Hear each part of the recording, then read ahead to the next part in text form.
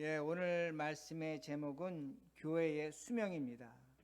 교회의 라이프 스팬, 그러니까 얼마나 교회가 지탱할 수 있는가라는 것에 대해서 말씀을 드리겠습니다.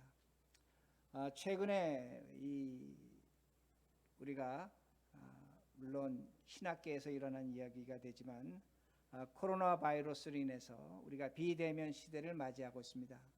비대면이라는 것은 사람과 사람이 만나지 못하는 것입니다.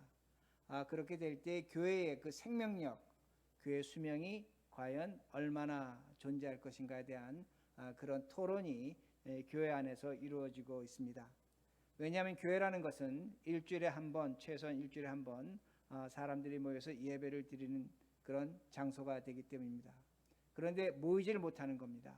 모이지를 못할 때 과연 교회가 생명력을 유지할 수 있는가라는 그런 질문을 할 수밖에 없습니다. 물론 이런 질문에 대해서 우리는 깊이 생각해 볼 필요는 있습니다. 그러나 한 가지 중요한 것은 있습니다. 가장 중요한 것은 뭐냐면 하나님께서 교회의 문을 여셨고 하나님께서 교회의 문을 닫으십니다. 물론 우리가 코로나 바이러스로 인해서 지금 기도해 주신 것처럼 함께 모여 예배를 드리지 못하는 그런 일은 있습니다. 그러나 그런 외부적인 영향으로, 어떤 외부적인 조건으로 교회는 문을 닫지 않습니다. 하나님이 문을 여시고 하나님이 교회의 문을 닫으신다는 말씀이 됩니다. 그러면 언제 하나님은 교회의 문을 닫으시는가입니다. 어떤 공동체가 있는데, 교회가 있는데 그 공동체가 종교화되면 하나님은 문을 닫으십니다. 그러나 그 공동체가 종교화해서 신앙화되면 하나님은 그 공동체에 생명을 주십니다. 제가 다시 말씀드립니다. 어떤 생명체가 있는데, 교회가 있는데 그 공동체가 종교화되면 하나님은 교회 문을 닫으십니다. 그러나 그 공동체가 종교화해서 신앙화되면 하나님은 그 생명을 주신다는 겁니다. 제가 간단하게 예를 든다면 우리가 살고 있는 미국에 뉴햄프셔가 있습니다. 로드 아일랜드가 있습니다. 매사추세츠가 있습니다. 버몬트가 있습니다. 메인주가 있습니다. 지금 제가 언급한 주는 400년 전에 청교도들의 본산지입니다.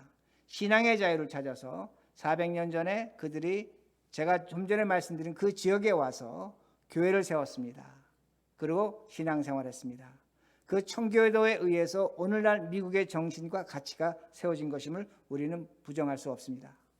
청교도를 퓨리탄이라고 하는데, 퓨리탄이라는 것은 깨끗하다는 겁니다. 정결하다는 겁니다. 하나님 말씀대로 깨끗하게 정결하게 살겠다는 사람들이 바로 청교도라는 것 우리들이 너무나 잘 알고 있습니다. 그들은 사치를 거절했습니다. 그들은 근면했습니다. 성실했습니다. 아주 단순했습니다. 그러게 청교도의 교회를 가면 캐톨릭 성당과 비교하면 엄청난 차이가 있습니다. 아주 단순합니다. 그리고 그들은 노동을 신성시했습니다. 그리고 당시에 그 청교도들은 대부분 교회에 출석한 것을 우리들이 알 수가 있습니다. 그런데 시간이 지나가면서 그 청교도들이 교회가 힘을 갖게 됩니다. 종교화되는 겁니다. 신앙의 순결을 강조하면서 교회의 권위를 강조합니다. 권위를 강조하다 보니까 때로는 도덕적으로 윤리적으로 제대로 못 사는 사람들을 법적으로 처단했습니다. 그게 청교도였습니다. 그리고 그 청교도들은 그 신앙 그 자체가 너무나 경직화되다 보니까 교인이 되고자 하는 사람들이 있었습니다. 그러면 그 교인들을 받아들이지 않았습니다. 교회가 심사를 했습니다. 신앙 고백을 들었습니다. 그리고 당신은 우리 교회 교인이 될 수 있다고 그렇게 하기도 했습니다. 종교화된 것을 우리가 분명히 볼 수가 있습니다. 그러기에 우리는 청교도 하면 우리 한국교회는 굉장히 좋은 이미지로 받아들입니다. 물론 좋은 이미지가 있습니다. 그러나 미국서 신앙생활하고 역사적인 내용을 알고 있는 사람은 청교도 하면 또 어떤 의미가 있냐면 너무나 종교화된 그런 집단으로 그렇게 또 비하하는 그런 단어로도 사용된다는 겁니다. 그런데 제가 좀 전에 말씀드린 그 청교도에 의한 그 결과가 종교화가 오늘날 나타나고 있는 겁니다. 제가 좀 전에 말씀드린 그 동북부에 있는 주들은 미국에서 인구 비례에 비해서 크리스찬 비율이 가장 낮은 숫자를 갖고 있습니다. 그러니까 인구 비례에서 크리스찬들이 적다는 겁니다. 동시에 주일 예배 출석도 가장 적습니다. 가장 적습니다. 제가 좀 전에 말씀드린 주는 평균 20%입니다. 미국의 다른 주는 50%, 60% 되는 곳도 많습니다. 그러나 20%입니다. 특히 버몬트는 17%에 불과하다는 것을 우리들이 알 수가 있습니다. 왜 이런 결과가 나타나는가입니다.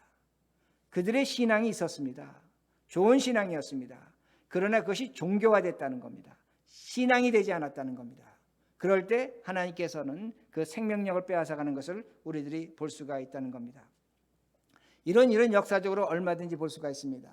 우리가 유럽의 교회에서도 볼 수 있고 또한 북아프리카에 그렇게 부흥했던 기독교에서도 볼 수 있고 또 바울이 선교했던 아시아 마이너 오늘날 터키에서도 얼마든지 볼 수 있습니다. 부흥했습니다. 종교적으로 부흥했습니다. 그러나 그 종교가 신앙화되지 않을 때 하나님께서는 그 지역의 교회에 생명을 거두어 가십니다. 그러기에 오늘 우리가 신앙생활하는데 정말로 신앙이 무엇이고 종교가 무엇인지를 구분하셔야 됩니다. 그래야만 우리는 우리의 신앙의 생명을 유지할 수 있다는 겁니다. 오늘 먼저 13절 봅니다. 13절 말씀입니다. 제가 읽습니다. 화 있을진저 외식하는 서기관들과 바리새인들이여 너희는 천국문을 사람들 앞에서 닫고 너희도 들어가지 않고 들어가려 하는 자도 들어가지 못하게 하는도다. 여러분 얼마나 놀라운 말씀입니까? 바리새인과 서기관들은 하나님을 믿는 자입니다. 근데 예수님 뭐라고 말씀하시냐면 화 있을진저입니다. 여기서 화는 하나님의 저주를 받는다는 겁니다. 그리고 외식한다는 겁니다. 히포크라틱입니다. 가면을 쓰고 있다는 겁니다. 종교적 가면을 쓰고 살아간다는 겁니다. 그런데 문제는 뭐냐면 너희들이 사람들을 천국에 들어가지 못하게 한다는 겁니다. 그리고 너희들도 들어가지 못한다고 그렇게 말씀합니다. 지금 예수님이 말씀하시는 것을 오늘날 적용한다면 내가 이런 교회는 문을 닫아버리겠다는 겁니다. 이런 교회는 생명력을 저지하겠다고 그렇게 말씀하십니다. 그러므로 오늘 우리가 심각하게 우리의 신앙과 우리의 종교성을 깊이 생각해 봐야 된다는 겁니다. 여러분 바리새인과 서기관들은 우리와 똑같은 신앙 고백합니다. 부활을 믿었습니다. 천국을 믿었다는 겁니다. 그런데 그들은 이렇게 얘기합니다. 하나님 말씀대로 사는 자는 의인이요 하나님 말씀대로 살지 않은 자는 죄인이라고 그렇게 말합니다. 우리가 똑같이 생각하는 겁니다. 바리새인과 서기관과 우리가 차이가 없습니다. 하나님 말씀대로 살면 그 사람은 하나님이 칭찬하는 사람, 하나님 말씀대로 살지 않으면 죄인이라고 오늘 우리 그렇게 생각합니다. 그리고 그들은 뭐라고 얘기했냐면 천국을 들어가는 사람들 의인이고 천국을 들어가지 못하는 사람은 죄인이라고 그렇게 말했습니다. 우리와 하나도 차이가 없다는 겁니다. 오늘 여러분들이 이 말씀을 드리면서 종교라는 것을 부정적으로 생각하시면 안 됩니다. 종교는 좋은 겁니다. 우리가 예배 드리는 것, 기도하는 것, 찬양하는 것, 전도하는 것, 선교하는 것 그거는 좋은 것입니다. 그런데 종교는 뭐냐면 옳고 그른 것을 따집니다. 죄인과 의인을 따집니다. 이게 종교의 한계입니다. 분명히 좋은 것이지만 그 한계성을 갖고 있다는 겁니다. 그러나 신앙은 무엇인가입니다. 신앙은 예수 그리스도로 말미암아 주어진 삶인데 옳고 그른 것과 죄인과 의인을 넘어서는 겁니다. 넘어서는 겁니다. 거기는 하나님의 사랑과 용서와 자비와 긍휼과 하나님의 함께하심이 있는 것이 바로 신앙이라는 겁니다. 그러게 제가 다시 한번 이렇게 설명합니다. 예수님께서 분명히 말씀하셨습니다. 율법 중에 최고의 율법이 뭐냐? 하나님을 사랑하는 겁니다. 그리고 사람을 사랑하는 것이라고 분명히 말씀하셨습니다. 하나님을 사랑하는 사람은 종교성을 갖춰야 됩니다. 예배를 드려야 됩니다. 기도해야 됩니다. 하나님이 명령하신 사명을 감당할 줄 알아야 됩니다. 그건 분명히 종교성인 것입니다. 그러나 그 다음에 예수님이 말씀하시는 것이 뭐냐면 사람을 사랑하라는 겁니다. 사람을 사랑한다는 건 어떻게 사랑하는 것인가? 그건 우리 삶의 현실에서 사랑한다는 것을 기억하셔야 됩니다. 즉 내가 삶의 현장에서 내 직장에서 가정에서 내 삶의 자리에서 사람을 사랑하는 것이 바로 신앙이라는 겁니다. 그 신앙이 올바르게 될 때 우리가 드리는 예배와 우리가 드리는 기도와 우리가 드리는 어떤 종교적인 것이 올바른 것이 되는 겁니다. 내가 오늘 세상에서 사람을 사랑하지 못하면서 내가 드리는 예배와 내가 드리는 기도가 올바르다? 그럴 수는 없다는 겁니다. 그건 종교적인 것이 되는 겁니다. 신앙적인 것은 아니라는 겁니다. 그러게 여러분들이 이것을 구분할 줄 아셔야 된다는 겁니다. 그러면 마지막으로 질문할 수 있는 것이 이겁니다. 그럼 누구를 사랑해야 되는가 합니다. 어떤 사람을 사랑해야 되는가? 우리 이 사랑 앞에서 답답함을 느낍니다. 우리 분명히 사랑하는 사람이 있습니다. 근데 사람을 사랑하라고 합니다. 누구를 사랑해야 되는가 합니다. 오늘은 제가 이렇게 말씀을 드리겠습니다. 여러분, 2020년 코로나 바이러스로 인해서 우리가 지금 마스크를 쓰고 있습니다. 마스크가 수백억 장 만들어졌습니다. 우리가 고무장갑을 끼고 있습니다. 고무장갑 수억 장, 수십억 장, 상상할 수 없는 내용 많이 만들어졌습니다. 자, 여러분 지금 예배를 드리는데 마스크를 쓰지 않으면 예배를 드리지 못합니다. 여러분 마스크 쓰지 않으면 마켓이나 어디 가서 공공장소에 가지 못합니다. 마스크 사용할 수밖에 없습니다. 고무장갑 마찬가지입니다. 비즈니스 하시는 분들은 고무장갑 반드시 껴야 됩니다. 안 쓰면 안 됩니다. 자, 그러면 이것들이 과연 오늘 우리가 사람 사랑하는 것과 무슨 관계성이 있는가입니다. 여러분 마스크는 특수한 화학물질로 만듭니다. 고무장은 고무로 만듭니다. 이것이 처리가 되면 쓰레기로 처리가 되면 많은 공해물질을 만들어냅니다. 공기를 오염시킵니다. 근데 더 심각한 것은 뭐냐면 우리가 버리는 많은 쓰레기들이 바다에 버려집니다. 그 바다에 버려지는 쓰레기가 얼마 전까지만 해도 어느 정도의 양이냐면 지금 섬을 이루고 있는데 큰 배 6,700척, 7,000척의 배가 1년 내내 바다에서 청소해야지만 그 바다의 쓰레기가 없어진다고 말합니다. 근데 그 바다의 쓰레기의 70%가 지금 바닥에 가라앉고 있습니다. 그걸 물고기들이, 어류들이 먹고 있습니다. 그러게 최근에 자주 보여주는 사진이 뭐냐면 그것들을 먹고 죽어가는 물개나 또 거북이나 우리가 그런 사진을 많이 보게 됩니다. 근데 더 심각한 것이 있습니다. 어떤 심각한 것이 있냐면 그 조류의 작용과 태양의 광합성으로 인해서 그 플라스틱이 미세 분말이 됩니다. 미세 분말이 되면서 플랑크톤을 오염시킵니다. 플랑크톤을 뭐가 먹습니까? 물고기가 먹습니다. 물고기를 누가 먹습니까? 우리와 우리의 자녀들이, 후손들이 먹고 있다는 겁니다. 학자들은 말합니다. 2050년이 되면 코로나 바이러스만큼 심각한 것이 환경오염, 바다오염이라고 그렇게 말하고 있습니다. 우리가 먹는 많은 식량의 많은 부분이 바다에서 나오고 있기 때문입니다. 제가 왜 이렇게 말씀을 드리는가입니다. 우리가 사람을 사랑하면 여러분 필요한 물건만 구입하셔야 됩니다. 필요한 물건만 구입하셔야 됩니다. 지난 석 달 동안 우리가 코로나 바이러스를 지옥처럼 살았다고 말하는 분들이 있습니다. 맞습니다. 지옥과 같습니다. 하고 싶은 거 못했고 가고 싶은 곳 못 갔습니다. 지옥이 따로 없었습니다. 그런데 여러분 분명한 것이 있습니다. 우리가 계속 이렇게 산다면 우리 후손들에게 우리는 지옥을 물려주게 될 것입니다. 오늘 말씀에 나오는 것처럼 우리가 그들을 천국 가는데 방해할 것입니다. 오늘날 말씀으로 제가 풀이한다면 어떻게 할 수 있냐면 우리가 오늘날의 바리새인들입니다. 서기관과 똑같은 말씀이 됩니다. 우리들이 물건 구매를 절제하는 것이 사람을 사랑하는 겁니다.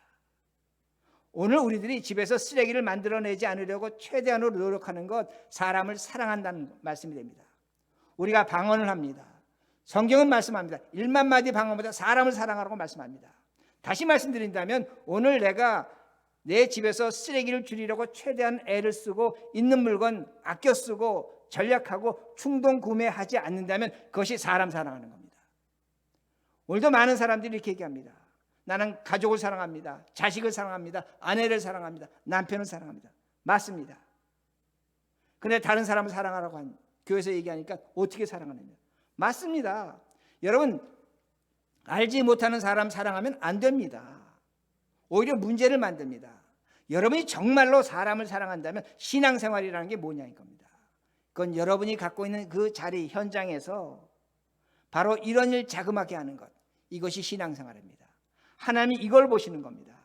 이걸 보시고 우리에게 교회에 생명력을 주시는 겁니다. 이 생명력을 가질 때 교회는 살아남을 수 있다는 것을 기억하시기 바랍니다. 사람 사랑이 바로 여기에 있다는 것 기억하셔야 됩니다. 그러기에 오늘 우리들이 말씀을 통해서 이 신앙생활을 어떻게 할 것인가입니다. 종교적으로 하는 것이 맞는가? 맞습니다. 그러나 신앙, 바로 이런 삶이 있어야 된다는 겁니다.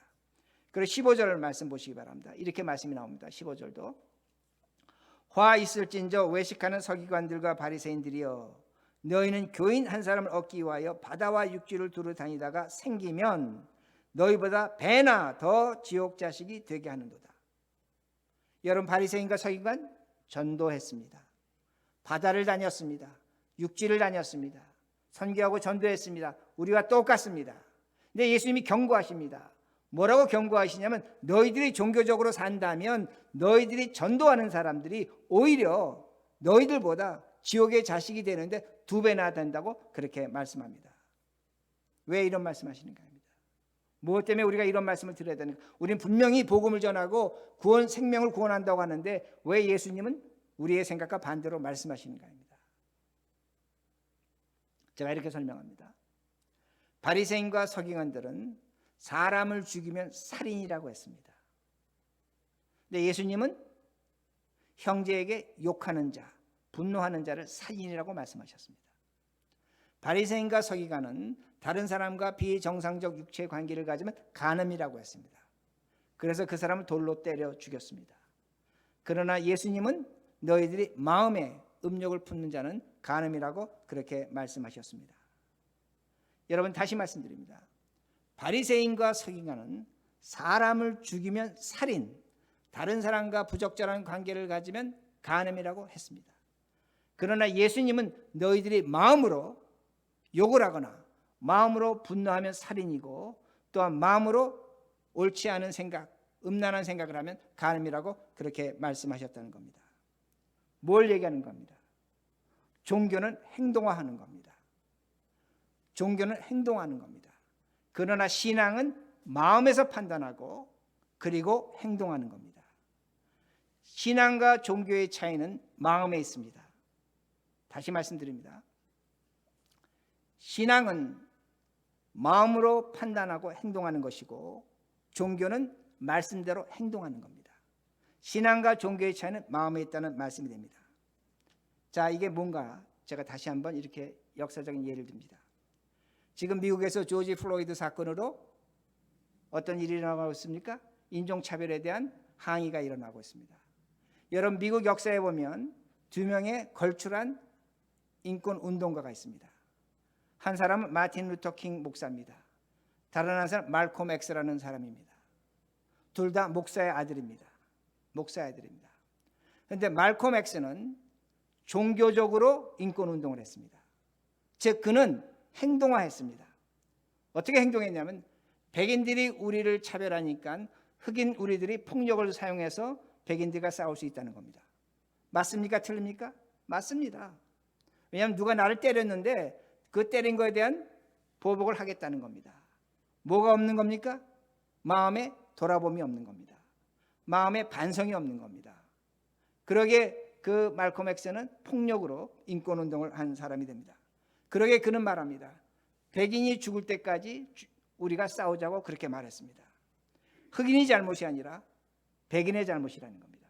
흑인 잘못하지 않았다는 것. 뭐가 없는 겁니까? 자신을 돌아보는 것이 없는 겁니다. 이게 바로 말콤 엑스입니다. 종교화됐기 때문입니다. 바로 행동화했기 때문입니다. 그러나 마틴 루터 킹 목사는 어떻게 했습니까? 제가 몇 차례 말씀드렸지만 그는 신앙으로 싸웠습니다. 항상 얘기합니다. 백인이 우리를 차별하지만 우리가 우리 자신을 먼저 돌아보자는 겁니다. 내 자신을 보자는 겁니다.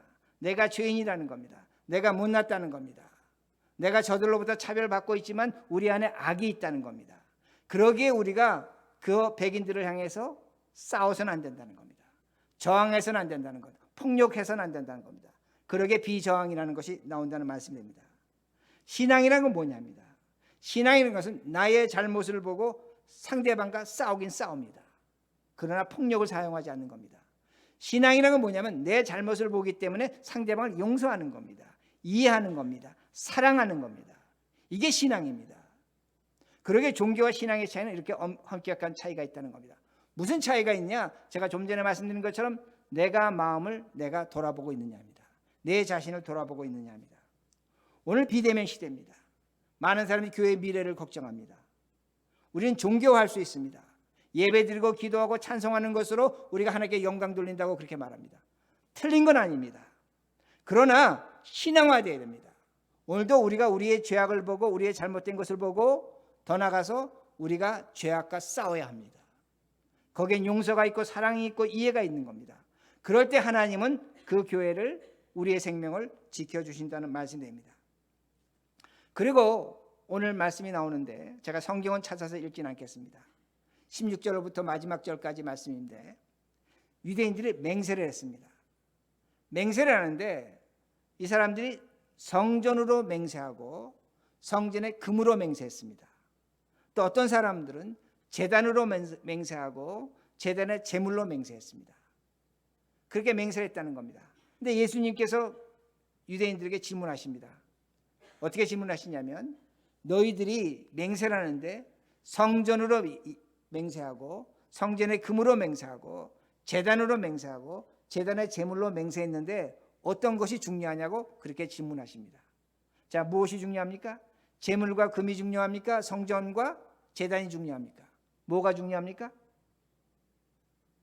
성전과 제단이 중요한 겁니다. 성전과 제단이 중요한 겁니다. 그런데 서기관과 바리새인들이 어떻게 유대인들에게 맹세할 때 요구했냐면 너희들이 맹세할 때 성전으로 하지 말라는 겁니다. 제단으로 하지 말라는 겁니다. 뭘로 하라고 요구했냐면 제물로 하라는 겁니다.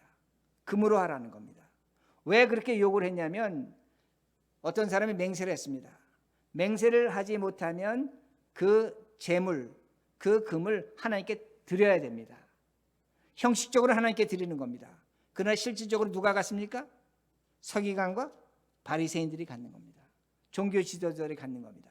그러니까 유대인들에게 뭐라고 하냐면 너희들이 맹세할 때 성전으로 하지 마라.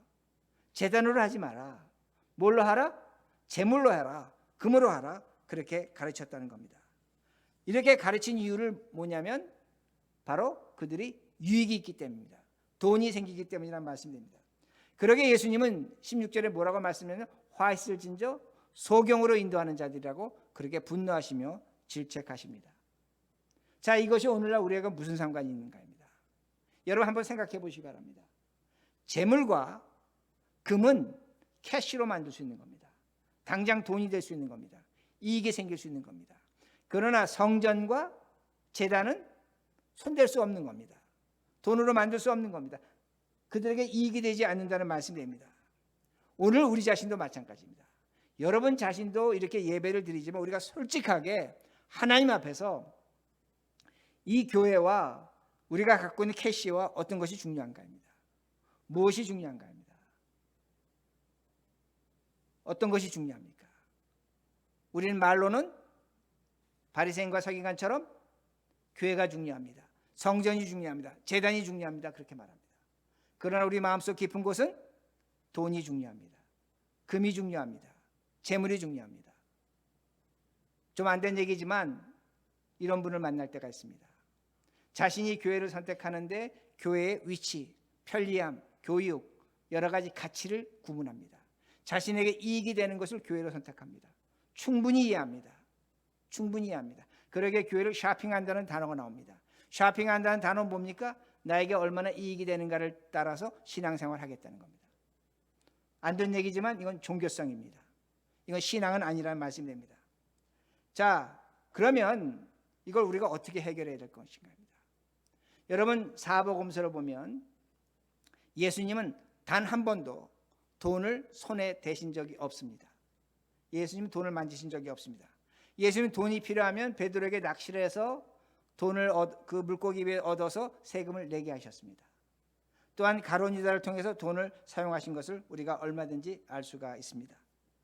우리는 예수님처럼 돈을 만지지 않고 사는 것은 불가능합니다. 우리는 오늘 이 땅의 삶을 살면서 돈이 필요합니다. 생계 유지해야 됩니다. 금과 재물이 필요합니다. 돈을 벌어야 되고 여러분 반드시 돈 벌어서 성공하셔야 합니다. 그건 죄가 아니라는 겁니다. 예수님도 부유한 사람을 친구로 두셨고 그들과 교제하셨고 아마도 성경을 기록하고 있지 않지만 그들의 헌금을 받으셔서 그 제자들과 함께 삶을 사신 것으로 확인할 수가 있다는 겁니다. 그런데 예수님은 전혀 돈에 손을 대지 않으셨습니다. 그럼 우리는 어떻게 살아야 되는가 합니다.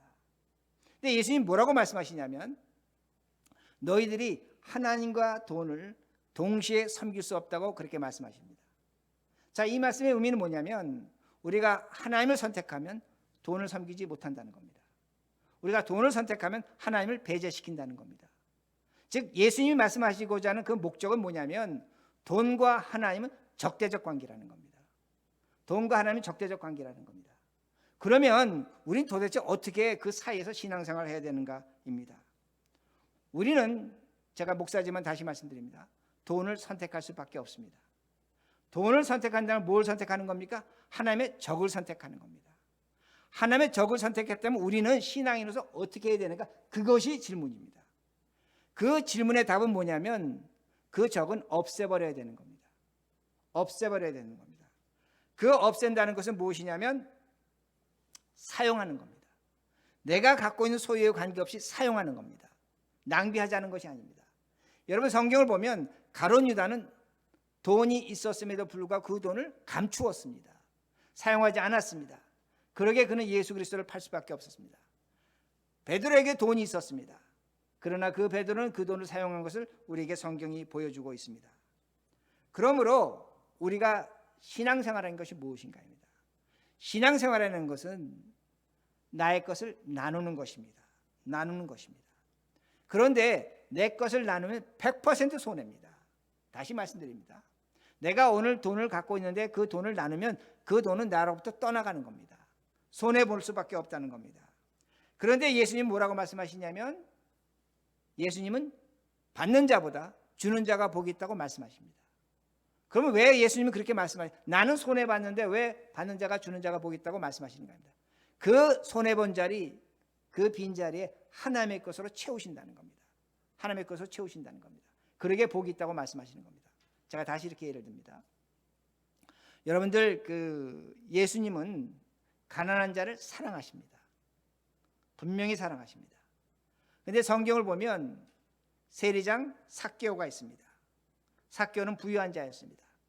그 삭개오가 예수님을 만나고 뭐라고 얘기하냐면 내가 번 것을 다른 사람들과 나누겠습니다 라고 말합니다. 그때 성경이 우리에게 보여주는 것이 뭐냐면 예수님이 기뻐하셨습니다. 기뻐하셨습니다. 즉 예수님은 삭개오를 가난한 자처럼 사랑하셨습니다. 그러나 삭개오가 한 것이 한 가지가 있는데 그건 뭐냐면 예수님에게 기쁨을 드렸다는 겁니다. 그 기쁨을 드릴 때에 예수님께서 말씀하시는 것이 오늘 너의 집에 아브라함의 복이 있다고 말씀하시는 겁니다. 아브라함의 복, 구원이 이르렀다고 말씀하시는 겁니다. 그건 성경적으로 여러 가지를 의미합니다. 하나님의 구원도 있는 것이고 그의 삶을 복되게 하시는 분도 성경이 보여주고 있다는 겁니다. 이게 신앙의 비밀이라는 겁니다. 신앙생활이 이렇다는 겁니다. 신앙생활은 나누는 것이라는 것을 분명히 이해하셔야 됩니다. 나누면 부유해집니다. 제가 왜 이렇게 말씀드리냐면 이번 코로나 사건으로 인해서 우리 교우들이 나누셨습니다. 조용히 서로 모르게 나누셨습니다. 그 나눔이 있었습니다. 하나님은 그들을 사랑하실 것입니다. 더 나아가서 하나님의 기쁨이 되는 겁니다. 그런 생명력, 이런 생명력을 가진 교회는 하나님의 생명을 연장하신다는 겁니다. 그러기에 오늘 우리가 비대면 시대에 교회의 생명을 걱정하는데 그렇지 않다는 겁니다. 내가 오늘 많든 적든 상관없습니다. 콩 하나라도 나눈다면 하나님은 기쁨이 되는 겁니다. 이것이 교회의 생명을 유지시킨다는 말씀이 됩니다. 그러므로 제가 말씀을 정리합니다. 우린 종교적 행동을 반드시 해야 됩니다. 말씀을 들어야 되고 기도를 해야 되고 교회 출석해야 되고 오늘도 하나님께서 우리에게 요구하신 그 사명에 대해서 우리가 충실히 이행해야 합니다. 그러나 중요한 건 뭐냐면 거기에서만 머물면 안 된다는 겁니다. 신앙생활을 해야 된다는 겁니다. 우리가 신앙생활을 어떻게 해야 될 것인가? 사람을 사랑해야 됩니다. 물론 우리가 기본적으로 사랑하는 것이 있습니다. 그 사랑하지만 오늘 이 시대 2020년에 우리가 사랑해야 될 것이 무엇인가? 바로 물건을 절약하는 겁니다. 충동 구매하지 않는 겁니다. 요새 집집마다 가보면 참 마음 아픈 게 아마존 박스가 쌓여 있습니다. 왜 그렇게 사는가입니다. 사는 게 나쁘다는 게 아닙니다. 필요하니까 사죠. 그러나 내가 그걸 절약함으로 말미암아 우리 후손들이, 우리 아이들이, 우리의 자손들이 지옥과 같은 삶을 살지 않는 겁니다. 오늘 우리가 집에 쓰레기를 버립니다. 정말로 생각하며 버릴 때에 그 쓰레기에서 우리가 사람을 사랑한다는 겁니다. 이게 신앙생활이라는 겁니다. 그리고 우리는 세상의 악과 싸우기 전에 내 마음의 악과 먼저 싸워야 됩니다. 내 안의 죄를 먼저 볼 줄 알아야 됩니다. 내 죄를 보고 세상의 악과 잘못된 것을 싸웁니다. 그러면 그 싸움의 결과는 뭐냐? 용서와 사랑과 이해가 나타나는 겁니다. 자비가 나타난다는 말씀입니다. 하나님이 이런 사람의, 이런 교회의 생명을 지켜주십니다. 그리고 마지막으로 오늘 말씀드린 것이 뭡니까? 우리에게 소유가 있습니다. 여러분 오해하시면 안 됩니다. 나는 없다고 말씀하시면 안 됩니다. 나는 많다고 말씀하시면 안 됩니다. 많고 적은 것이 중요한 것이 아닙니다. 내가 갖고 있는 그 적은 것을 나누셔야 됩니다. 하나님의 적을 없애버리는 겁니다. 하나님의 적이 없어질 때 하나님은 그 자리에 하나님의 것으로 채우십니다. 이 복이 있습니다. 이것이 바로 삭개가 받은 복이고 또한 성경이 우리에게 주어주는 복이 됩니다.